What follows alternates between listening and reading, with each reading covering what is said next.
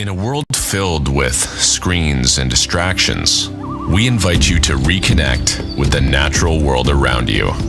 Welcome to Nature Bound, a podcast dedicated to unpacking the intrinsic bond between humans and nature. We'll uncover the benefits of spending time outdoors, including how a nature-centric lifestyle can improve your mental health, elevate your leadership skills, and unleash your creativity. And now here's your host, outdoor enthusiast, and renowned author of The 7 Principles of the Magic Rock, Emanuel Rose.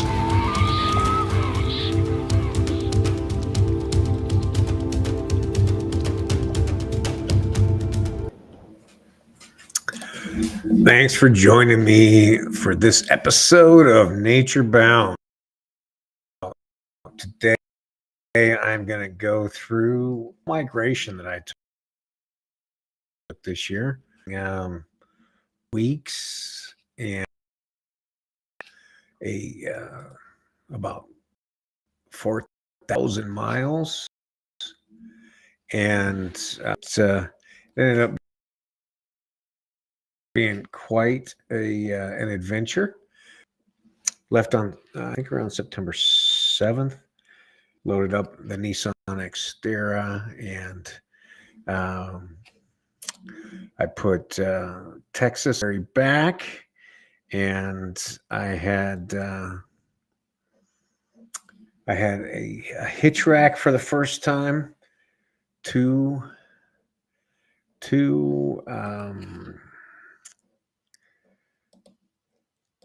ice chests, and waterfowl gear, including some decoys, and fly fishing gear, including waders, and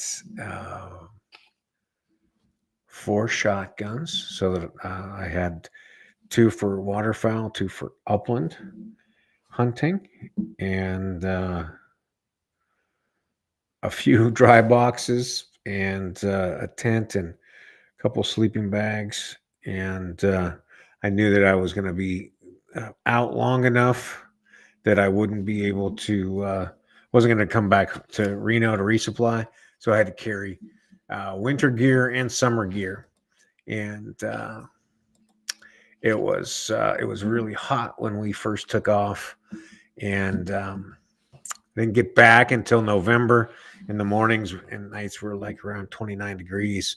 I started out headed from Reno straight north up to the Jarbidge Wilderness, which is right up by Idaho. It's a very remote part of the state and the country. And from there, then I spent some time in Turkey, and to Saskatchewan, and through Montana, through the Flathead, and then Heppner, Oregon is Central Oregon, and then eventually in Oregon in the Wahi Canyon lands. And here's the summit. A lot of it spent by myself. Just in Texas, so it was just and it was the Jarbidge was not, and the campsite, and I got to see all kinds of amazing. It was just like this. This is the drive-in. It's like 40 road coming in from the south or mountain. I was headed back up through the north. So Jarbidge, whole spot. Mining town. There's still a group live out there, and it's putting it on your bucket list in the summertime to see what world you get to see out that amazing wilderness. Where I was camped in Targhee, I was there. Really neat time. I got to see the bugling elk and lots of elk. The elk would bugle all night long. It was really it was cool to kind of waiting for message that they were starting to be up in Saskatchewan. Spent a few days there, and while I was there, I finished a book that I'll talk about in a little bit as well. So, and spent some time playing the guitar and doing some writing in Targhee, which was awesome. Really nice full campsite. Then made my way up to Saskatchewan through patrol on our side and the border patrol on the Canadian side, which is a pain, but that moves smoothly. And I got up into Saskatchewan and spot it's an old farmstead, and set up the tent, 4-man tent, and just figuring out where the waterfowl were moving around, primordial cranes, and being out where miles of view there in Saskatchewan. It's one of my favorite memories. There were a lot of these guys running around, a lot of these antelopes. Antelope that had lions and other big bucks like this. So see, and you can see here, that those mountains from here is probably about a 20-minute drive, 20 maybe 30-minute, and it's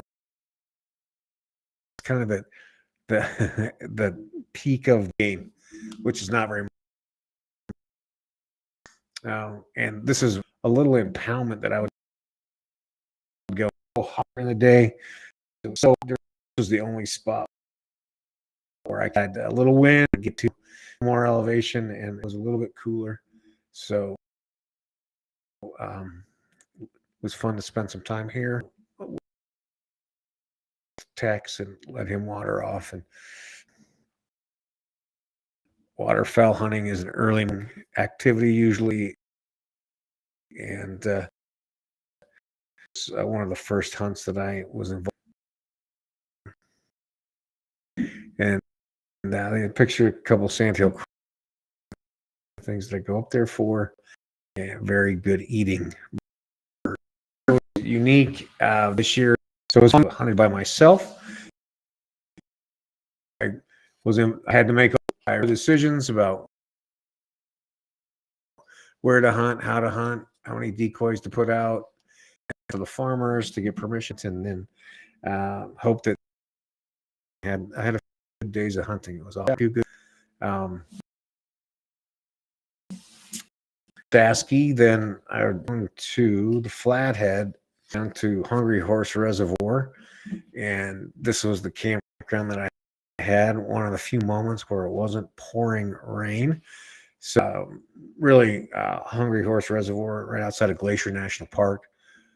Absolutely gorgeous area, and worth putting on your bucket list if you haven't been into that area of Montana yet. Lots of camping, obviously lots of fishing to do, and it's a great spot. This is the reservoir itself, very remote, and lots for the humans to spread out, and it wouldn't stop. So I was like, stay here in the rain. So I took off and headed down to Hefner and got down there, and I had about a week getting there, and when the upland season opened, so I had a lot of time to get work done and spend some time running techs and it's the Hunter's Moon, which is really big moon, full moon. I love that the reservoir that it's the book that I finished writing while I was Targi, one dog, which is about upland hunting, and Kelly Hamby. Uh, I wrote the accompanying narrative. And if you have anybody in your life that's interested in dogs or that should be, it's a great book. And just in terms of telling the story and all the various things that I've learned from upland bird hunting, and the imagery and the photos are unbelievable, just like this cover image. So, little lifestyle photo from after one of our hunts.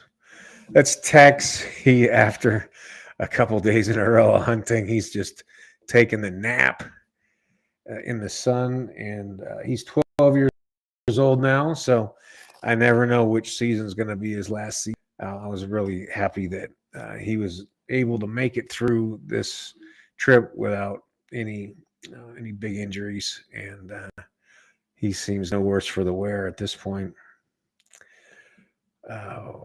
Upland birds, when we're in Hepner, we're after pheasants and Hungarian partridge and quail and chucker and occasionally grouse. And these are those are the ringneck pheasants, and the birds on the left are the Hungarian partridge. So as a good hunting season, not the best, but it was a good hunting season. There were birds around, and everybody had an opportunity to enjoy that part of the process. After Hebner, drove down to the Oahe River area, and that's what this is, the Oahe River. And just a really remarkable part of eastern Oregon. And it's, again, very uninhabited, lots of space, and lots of amazing vistas and views. This is an early morning shot. It's cold enough that it's probably in the 20s at this time, and the steam's coming off the river. This is an area that we drove out to doing scouting to look for a place to hunt. We didn't hunt this stuff, fortunately, but something right next to it. You can see how deep those canyons are. And then these are called the Pillars of Rome, which are really cool. And part of a lake bottom at one time. So Rome, Oregon. It's another one that's worth putting on your list. This was the last day of the trip. Unfortunately, I took a tumble and scraped the heck out of my face and head, and a little bit of a scare, but it ended up everything's healed up fine, and I didn't have any lasting negative repercussions from this. But it's a reminder that being outside has its own dangers. This is the Hunter's Moon. That's a shot that I took from the campground that I was at in Hepner, and I thought it was a remarkable view, and I loved that. So this year I was out for, like I said, 8 weeks in a row. I stayed in motel or friend's house just 4 or 5 nights. So I spent a lot of time in the tent. I spent a lot of time outside. Had a lot of time of reflection, and stayed in touch fairly regularly. I had Starlink to get on the internet and do some work. I was able to close some business while I was traveling. But mostly got into a little bit more of a rhythm of a slower rhythm, I would say, of being outside and uh, being, on kind of the hunting schedule or hiking schedule. and I noticed when I got back just how busy everybody is, and so part of my practice is to not be as busy as everybody else around me, and then to keep that the pace of introspection and thoughtfulness, mindfulness, as some traditions call it, so that the busy Baxen part of life can be kept at bay. So that was one of the things I noticed. It was really warm the first part of the trip, like too warm to do much, and then it got cool in the mornings, in the 20s, and so that the temperature variance was an interesting part of it. Um, like I had said, I spent a lot of time by myself, and then would move into periods where then I would be part of a hunt. Also, a transition to make of working out the social situations, and so that was interesting. The gear is is really dialed in for the way that I like to train. I got the Cabela's 4-man Alaskan tent, very sturdy in the wind, very dry in rain and snow. I have a little buddy. He's really amazing. Need to warm it up in the evenings, and I'm sleeping on now. Camp stove and a little pro. Um, I don't have much in terms of I to update or upgrade. I'm really satisfied with. I think when I look at what I'm going to do next, I think I would like to come back and forth to the house in the middle of the trip rather than extend it one big trip. Um, think also I came back this year. Obviously, I had that injury of a jarring thing, but I was able to work through that pretty quick. I think the most interesting, really excited to get work done and have had productive and um, period since I got back November, early November. So I'm really thankful that get out and do the trip and be that many weeks and and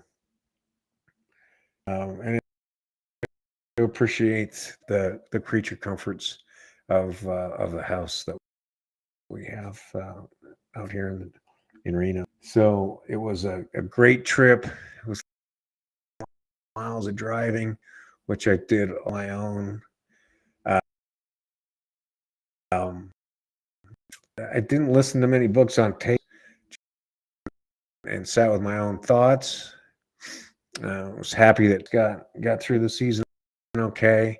I did have, one check engine on, but that eventually just disappeared on its own and impacted the bump. So it worked out relatively well, and the dog working, the hunting was good, stuff, and I certainly encourage you to carve yourself this summer coming up, or and create your own kind of migration so that you can experience off the leash for and um, and experience or sleeping out under the stars, having some time out in nature. Bye for me, and I appreciate soon.